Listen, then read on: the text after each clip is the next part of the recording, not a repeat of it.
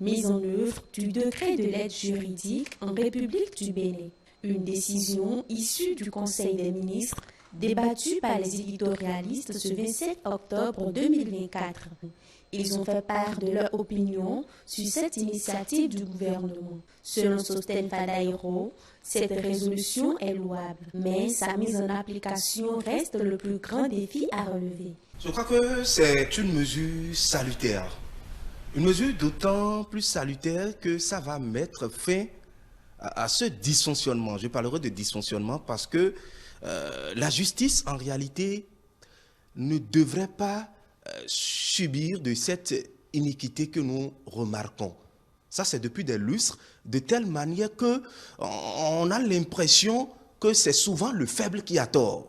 C'est une bonne chose, mais c'est la mise en application qui reste le plus grand levier, qui reste à descendre.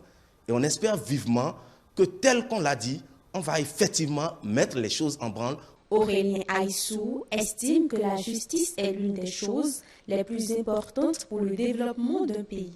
Il faut la séparation des pouvoirs. Et ce qui rassure, parce que la justice est très importante dans le développement d'une nation. Si la justice est vraiment impartiale, ça rassure les investisseurs, même entre citoyens.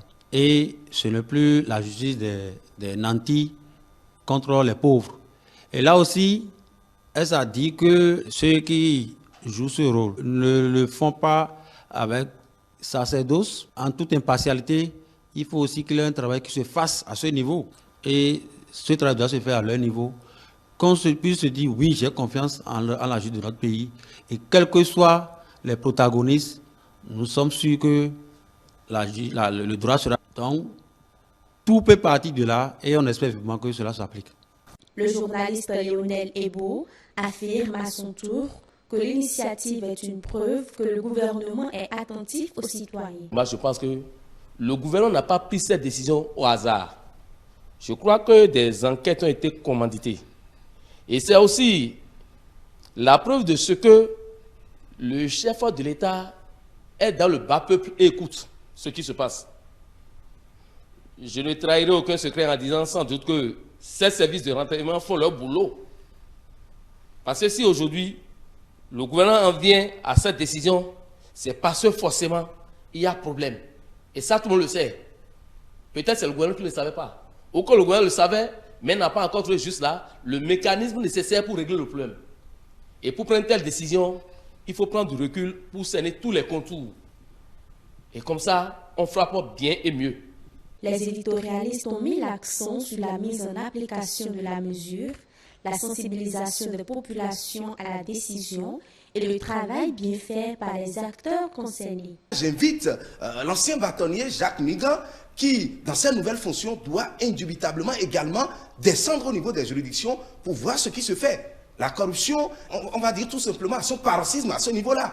Il va falloir travailler dans ce secteur-là. Et je crois que cette décision, une fois encore je le dis, sa mise en application est d'autant plus utile que nécessaire dans nos juridictions. La peur du gendarme est le début de la sagesse. Donc, que nos juges, nos magistrats sachent que, tel que l'a dit mon confrère tout à l'heure, c'est des gens assermentés. Et ils s'asseyent pour faire de la justice. Ils ne s'asseyent pas pour faire de la justice comme on leur semble. Mais de droit, et de ne rien dire que le droit, quel que soit celui qu'ils auront en face. Il faut forcément une sensibilisation des masses. Il faut forcément descendre maintenant dans la population pour leur montrer qu'ils ont désormais cette possibilité de recourir à la justice toutes les fois où ils se sentent lésés dans telle ou telle situation. Sinon, on aura beau tout faire, mais il y aura toujours problème. Cette décision prise par le gouvernement vise à assurer l'égal accès au droit et à la justice pour tous. Les éditorialistes espèrent que ces mesures seront mises en application et que désormais, chaque Béninois aura la possibilité de bénéficier d'une assistance devant les tribunaux.